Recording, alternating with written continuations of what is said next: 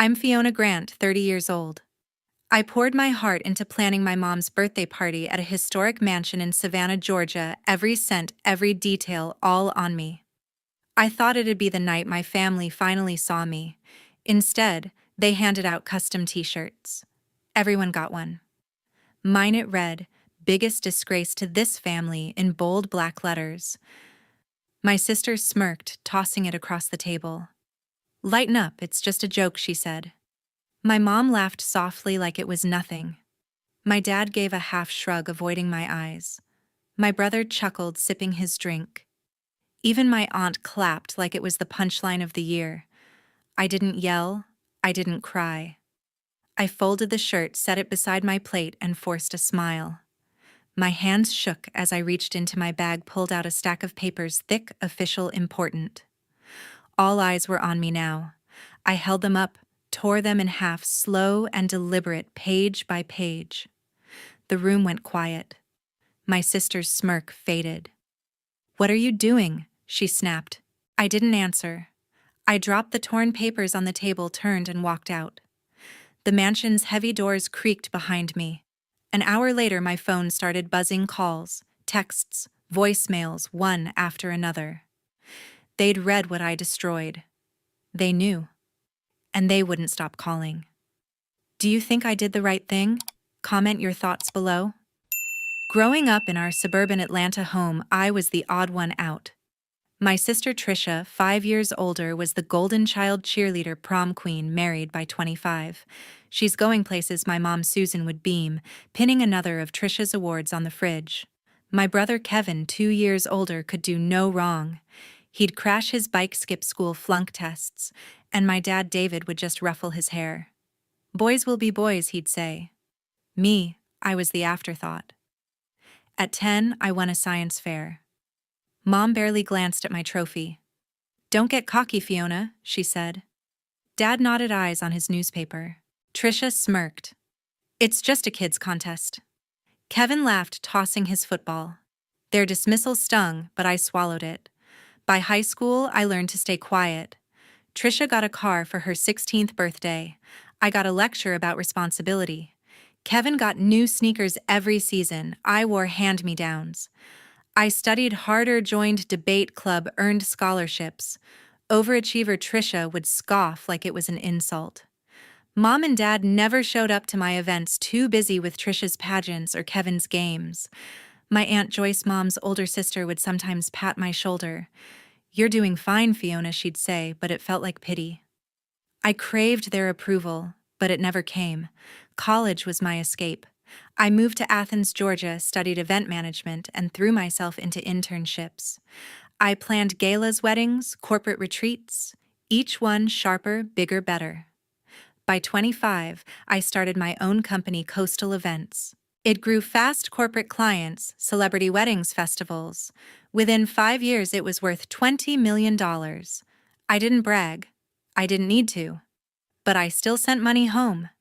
When Mom's hospital bills piled up after her knee surgery, I paid them off $80,000, no questions asked. When Trisha's kid needed braces, I covered it. Kevin's car broke down. I wired him $10,000. Christmas gifts, birthday checks, random deposits. I never said a word. They never asked where the money came from. "Fiona's just lucky," Trisha would say, rolling her eyes. Mom and Dad took the cash. No thank you, no questions. I thought success would change how they saw me. I'd show up to family dinners dressed sharp, driving a leased BMW, dropping subtle hints about my work. "Booked a big client last week," I'd say. Mom would change the subject. "Trisha's redecorating her house," she'd gush. Dad would nod. "Kevin's starting a new job." My wins didn't matter. To them, I was still the kid who didn't fit. Trisha would whisper to Kevin loud enough for me to hear, "She's trying too hard." He'd snicker. Aunt Joyce might smile weakly, but she never spoke up. I kept trying, though. I'd call Mom weekly, send Dad articles about my industry, invite Trisha to my events. Nothing stuck. They'd cancel last minute, make excuses, or just forget. Once I overheard Dad tell a neighbor, "Fiona's fine, I guess." Not like Trisha or Kevin. It cut deep, but I didn't let it show. Instead, I poured everything into my work. Coastal Events landed a contract with a major tech firm, $500,000 for one gala. I hired staff, opened a second office, kept climbing. But every family visit reminded me I was invisible to them. The money I sent wasn't enough either. Trisha asked for more $20,000 for a new kitchen. I paid it. Kevin needed cash for a business idea, $15,000 gone in a month. Mom and Dad's mortgage payments lagged. I covered 6 months, $90,000. They never said thank you. They never asked how I did it. I told myself it was fine. I was helping. Maybe one day they'd see me, really see me. That hope kept me tied to them even when it hurt. Planning my mom's birthday was my last attempt to change their minds. I threw myself into planning Mom's birthday, and I wanted it to be unforgettable, a chance to prove I wasn't the failure they saw. I chose a historic mansion in Savannah, Georgia, with its grand columns and sprawling gardens, perfect for a milestone celebration.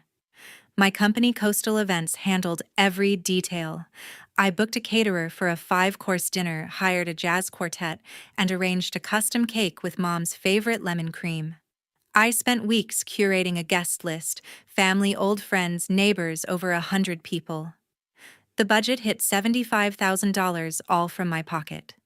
I didn't blink. If this didn't make them see me, nothing would. I called Mom to share the plans. "I'm renting a mansion in Savannah," I said, voice steady. "It'll be special." She paused, then sighed. "Sounds like a lot, Fiona. Don't overdo it." Her tone was flat, like I was planning a backyard barbecue. I pushed forward, mentioning the live music. "Jazz is nice," she said, distracted. "But don't expect everyone to show up." I bit my lip, nodding to myself. Dad was no better. I texted him a photo of the venue. "Looks fancy," he replied, nothing else. Trisha was worse. I called her, excited about the cake. "Lemon cream." "Really?" she said, laughing. "Mom's not into that anymore." I knew she was wrong. Mom had loved it for years, but I let it go. Kevin didn't even pick up. I left a voicemail about the guest list. No response. Aunt Joyce was the only one who seemed mildly interested. "That's sweet of you, Fiona," she said when I mentioned the mansion. "But keep it simple, okay?" Her advice felt like a pat on the head, not support. I brushed it off, focusing on work. My team at Coastal Events was in overdrive. We secured a florist for orchid centerpieces, rented crystal chandeliers, and designed a photo booth with vintage props. I stayed up nights tweaking the seating chart, ensuring Mom's friends had prime spots. Every detail screamed perfection, but I wasn't just planning a party. I was building a moment, a chance for them to finally acknowledge me. Beyond the party, I prepared something bigger. I drafted a contract to transfer 10% of Coastal Events shares to Mom and Dad, $2 million in value. It wasn't just money. It was a stake in my success, a way to say I made it and I'm sharing it. I also set up a Kwai Hawk bong for Trisha's 2 kids, $50,000 each, to cover college. I imagined handing the papers to Mom at the party, her eyes lighting up, Dad's nod of approval, Trisha's rare smile. I pictured Kevin clapping me on the back, Aunt Joyce whispering, "I knew you had it in you." The thought kept me going through sleepless nights. I sent the family a group text asking for input on the menu. Trisha replied, "Whatever, Fiona. Just don't mess it up." Kevin sent a thumbs-up emoji, his only contribution. Mom called, but only to ask if I'd invited her old coworker. "She's important," Mom said, ignoring my questions about decorations. Dad didn't respond at all. I tried one last time, emailing them a draft itinerary, cocktail hour, dinner speeches, dancing. Trisha shot back, "Too much. People will get bored." Kevin ignored it. Aunt Joyce replied, "Looks busy. Hope it works out." Mom and Dad stayed silent. Their indifference stung, but I didn't let it show. I double-checked the contracts with my lawyer, ensuring the share transfer was airtight. The Kwai Hawk bong paperwork was ready, names of Trisha's kids neatly printed. I tucked both into a sleek folder, picturing the moment I'd present them. I told myself their coldness was just habit. They'd see the effort, the mansion, the food, the music, the papers. They'd see me. I spent the final week in Savannah overseeing setup. My team hung lights, tested sound systems, arranged tables. I barely slept, fueled by coffee and hope. This wasn't just a party. It was my last shot to change their minds. The party arrived faster than I expected. The night of Mom's party began perfectly. The jazz quartet played softly, guests mingled with cocktails, and the five-course dinner was flawless. I stood by the head table watching Mom smile as old friends toasted her 60 years. For a moment, I thought I'd done it, made them proud. Then Trisha stood up, holding a stack of folded t-shirts, her eyes glinting. "We've got a surprise," she announced, voice sharp with mischief. She passed them out to the family, each one custom printed. Mom got Best Mom Ever. Dad's read King of the House. Kevin said Favorite Son. Aunt Joyce's was Family Rock. Mine came last. Trisha tossed it to me, smirking. "Go on, Fiona, open it." I unfolded the shirt.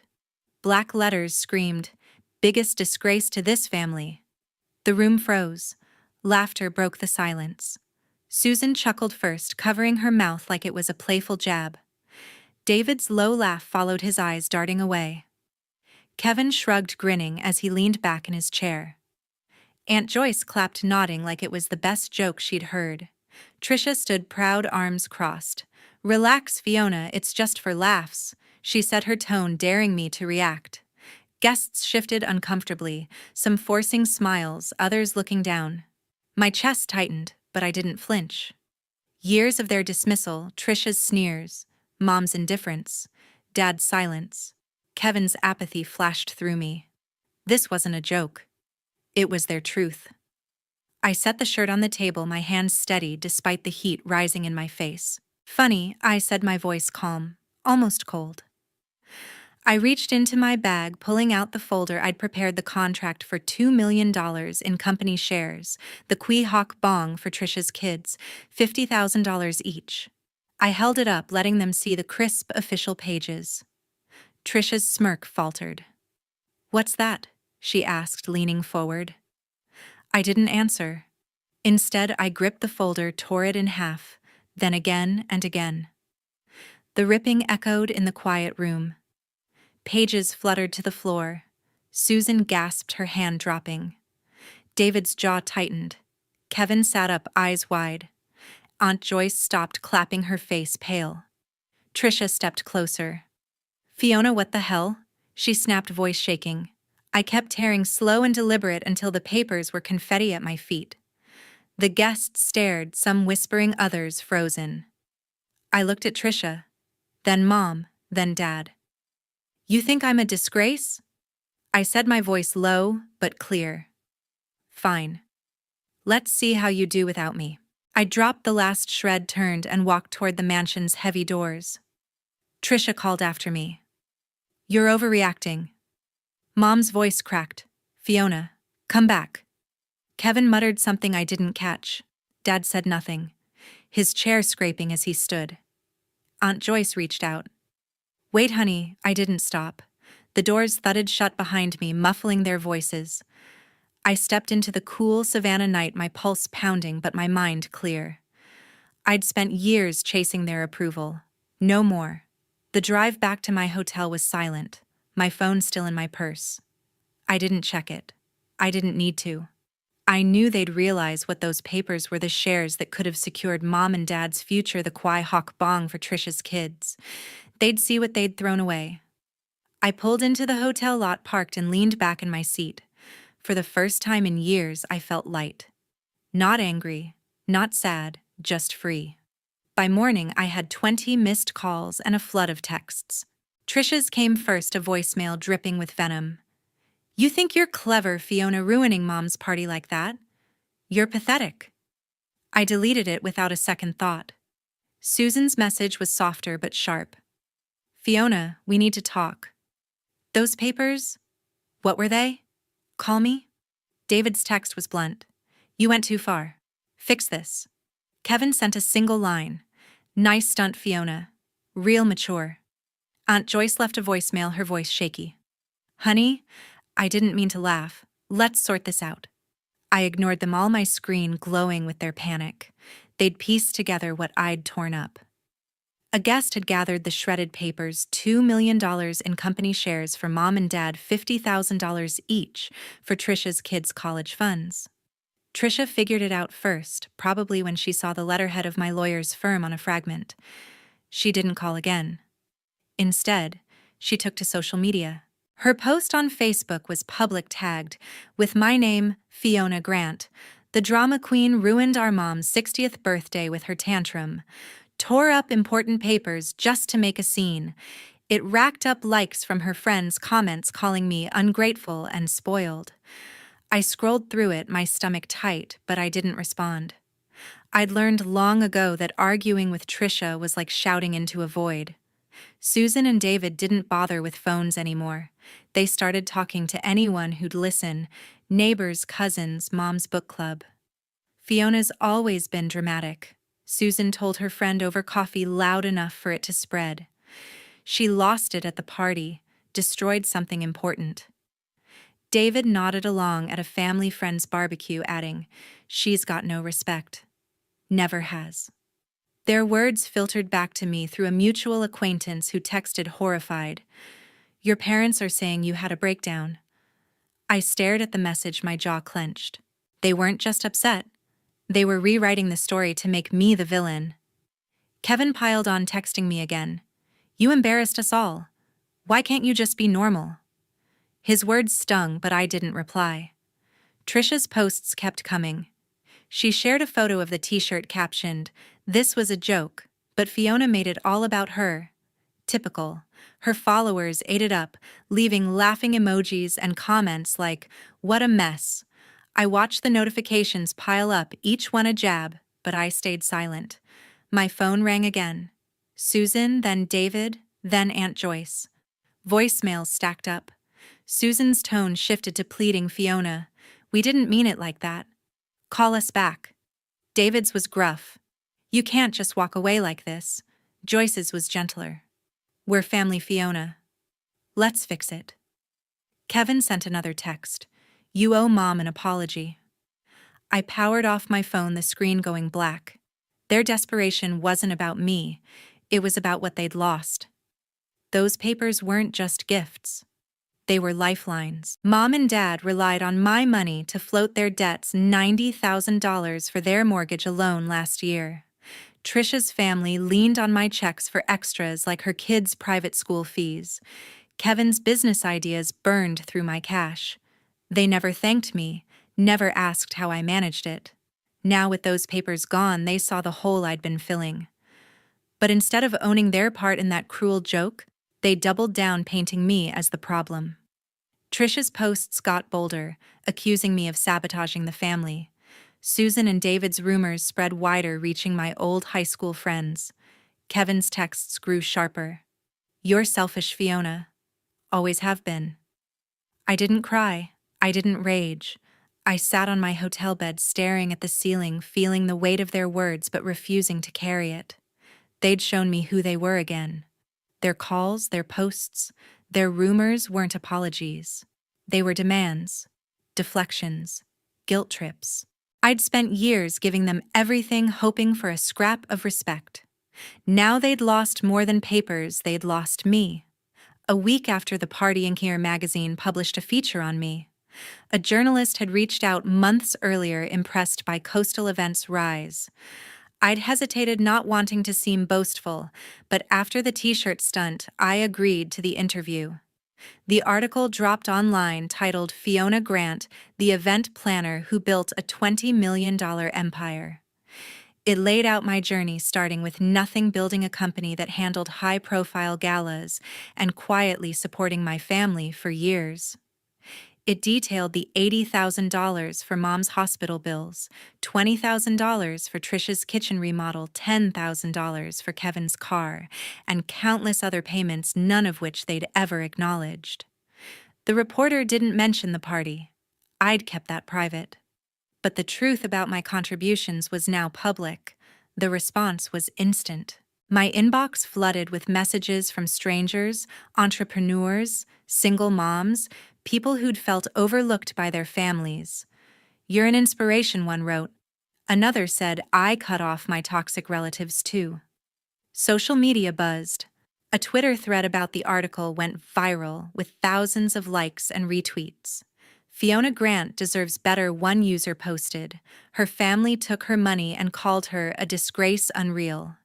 Hashtags like Fiona Grant and Family Truth trended for days. My followers on Instagram doubled, then tripled. Clients sent emails praising my work, some offering new contracts. A local charity invited me to speak at their gala. I read every message, every comment, my heart swelling. For the first time, I felt seen not by my family but by the world. Trisha's world unraveled first. Her Facebook posts backfired. People who'd seen the article started commenting on her page. "You called her a disgrace after she paid for your kids' school." Her followers dropped by the hundreds. A local boutique chain where she'd been a brand ambassador canceled her contract worth $15,000 a year, citing values misalignment. Trisha tried to save face, posting a vague apology. "I didn't mean to upset anyone. It was a misunderstanding." It got no traction. Her friends stopped engaging and her posts dried up. She texted me once, a curt, "You didn't have to go public." I didn't reply. Her anger wasn't my problem anymore. Kevin hit a wall next. He'd been pitching a startup to investors, banking on my name to boost his credibility. After the article, a venture capitalist emailed him declining a $200,000 loan. "We can't back someone tied to that family drama," the email said, forwarded to me by a mutual contact. Kevin's texts turned desperate. "Fiona, you're ruining my life. Talk to these people." I ignored him. He'd never cared about my efforts before. Now he was paying the price. His startup stalled and he started borrowing from friends, his confidence crumbling. Susan and David felt the squeeze hardest. They'd relied on my money to keep their lifestyle afloat, $90,000 for their mortgage, plus smaller checks for vacations and car repairs. Without my support, their savings dwindled. Susan called her bank only to learn their credit line was maxed out. David tried to refinance their home, but the lender turned him down, citing unstable finances. Neighbors whispered about their troubles, some linking it to the article. Susan left me a voicemail, her voice tight. "Fiona, we're struggling. You didn't have to do this." David sent a text. "This isn't right. We're your parents." I listened, then deleted. Their words felt hollow, more about their wallets than regret. Aunt Joyce tried to play peacemaker. She emailed me saying, "Fiona, I read the article. I didn't know how much you'd done. Can we talk?" I appreciated her effort, but it was too late. She'd clapped at that t-shirt, laughed with the rest. I didn't respond. The article hadn't just exposed my work, it had shown me who they really were. The public's support gave me strength. A podcast host invited me to share my story, and a women's network nominated me for an entrepreneurship award. I wasn't just surviving, I was thriving. The article shifted everything: my family's lies, Trisha's posts, Susan and David's rumors. Kevin's blame fell apart under the truth. They'd painted me as the problem, but the world saw through it. I didn't gloat. I didn't need to. The comments, the messages, the new opportunities, they were enough. I'd spent years chasing their approval, but now I had something better: respect from people who valued me for me. Their attacks didn't stop. Trisha doubled down on social media, posting a long rant on Instagram. "Fiona's lies in that magazine are tearing us apart. She's always been jealous. Her followers, already thinned out, didn't buy it." Comments piled up calling her out. "You took her money and mocked her. Own it." A local news blog picked up the story, quoting the Inc. magazine article and Trisha's posts side by side. The contrast was stark: my quiet contributions against her public venom. Her account lost another 1,000 followers, and her boutique clients stopped returning calls. Trisha's rage fizzled as the public turned away, leaving her shouting into an empty echo chamber. Susan and David tried a different tactic. They cornered friends at a community potluck, spinning a tale of my betrayal. "Fiona turned her back on us," Susan said, voice trembling for effect. David added, "She's changed, thinks she's above us." But the article had spread too far. A neighbor interrupted. "Didn't she pay your hospital bills?" Their faces froze. The crowd grew quiet and the story died there. Their attempts to paint me as ungrateful crumbled, replaced by whispers of their own hypocrisy. They stopped talking about me publicly, their credibility shot. Kevin's attacks were more direct. He emailed me accusing me of sabotaging his career. "Your little article cost me everything," he wrote. "I'm out of a job now." He'd been fired from his sales position after his boss read the article and questioned his ethics. Kevin's temper flared in another email. "You owe me, Fiona." I didn't respond. His job loss wasn't my fault. He'd built his career on borrowed money and my name, never his own effort. His messages stopped coming, his bravado replaced by silence. Aunt Joyce made one last attempt to bridge the gap. She showed up at my Savannah office unannounced, her face lined with worry. "Fiona, I'm sorry," she said, clutching a handwritten letter. "I didn't realize how much you'd given. Can we start over?" Her words were kind, but they rang hollow. She'd stood by during years of slights clapped at that t-shirt. I shook my head. "I'm done, Aunt Joyce." I said, my voice firm but not cruel. "I've given enough." She left, a letter in hand, her shoulders slumped. I felt a pang, but I didn't chase her. Some bridges can't be rebuilt.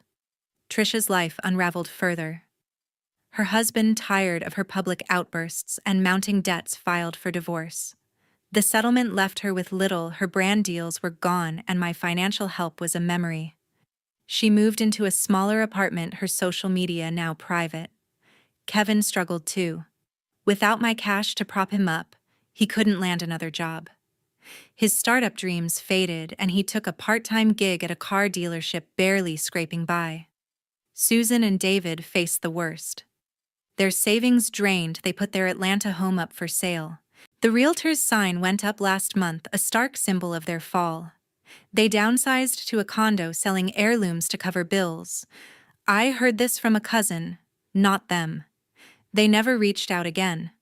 I didn't watch their collapse with joy. It wasn't revenge, it was consequence.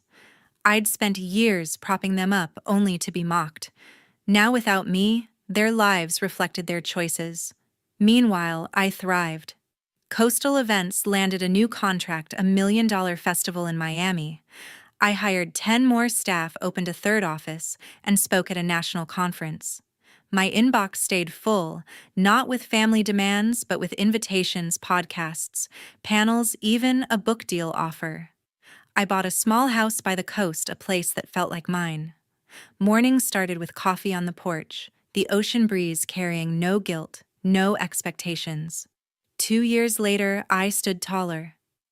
In a packed ballroom in Atlanta, the National Women's Business Council named me Entrepreneur of the Year.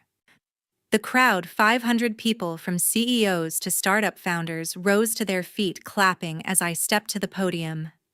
My navy dress hugged my frame, my hair swept up, a silver award gleaming in my hands. I smiled, not for cameras, but for myself. The citation praised Coastal Events, now valued at $25 million, for redefining the industry. They lauded my resilience, my innovation, my quiet philanthropy, donations to local shelters, scholarships for single mothers. I spoke briefly, thanking my team, my clients, and the strangers who'd lifted me up. I didn't mention my family. They weren't part of this moment. After the ceremony, my phone lit up with messages. Not from Trisha, Kevin, Susan, David, or Aunt Joyce. None of them had reached out since Aunt Joyce's visit. The texts came from people I'd never met. A young woman in Texas wrote, "Your story gave me courage to leave my toxic job. Thank you." A father in Chicago messaged, "I read about you in Inc. magazine. You inspired me to stand up to my parents." A college student emailed, "I'm starting my own business because of you."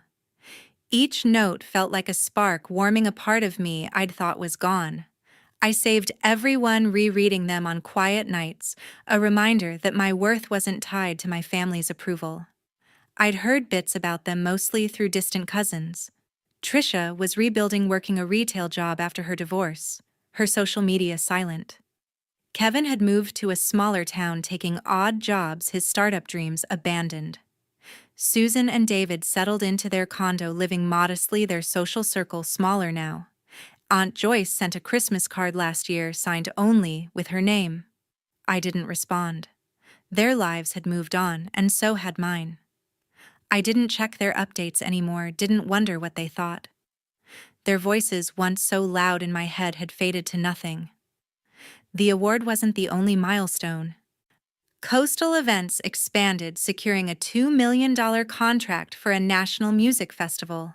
I opened a fourth office in New York, hired 20 new staff, and launched a mentorship program for young women in business. My coastal home became my sanctuary with a garden I tended myself, roses blooming under my care. I hosted dinners for friends, real ones who laughed at my jokes, not my pain. I traveled speaking at conferences in Seattle, Miami, London. Each trip, each speech built a life that felt full, not because of accolades, but because I'd chosen myself. The lesson came slowly, carved from years of hurt. I'd spent my life chasing acceptance, Trisha's respect, Kevin's gratitude, Mom and Dad's pride, Aunt Joyce's understanding. I'd tied my value to their nods, their smiles, their fleeting approval. But that night in Savannah, when I walked away, I learned something sharper. Self-respect matters more. No one's validation, not even family's, defines your worth. You do. I'd given them everything: money, time, love, and they'd thrown it back with a t-shirt and laughter. Walking away wasn't just about them. It was about me choosing to honor my own heart. Those messages from strangers taught me something else. Your story, when shared, can light someone else's path. I started a blog not for fame, but to connect. I wrote about building a business, surviving betrayal, finding peace. Readers responded, sharing their own struggles, abusive families, dismissive bosses, dreams they'd buried. I answered every email, every comment, offering what I'd craved: someone to say, "You're enough." My words reached thousands, then millions. A publisher approached me for a memoir. I signed the deal not for money, but to keep the spark alive. Standing on that stage, award in hand, I didn't feel triumph over my family. I felt free. The weight of their expectations, their mockery, their lies, it was gone. I'd built a life that reflected who I was, not who they wanted me to be. The applause faded, but the lesson stayed: respect yourself first, and the world will follow. I walked off the stage, my steps light, knowing I'd found my place not in their shadow, but in my own light.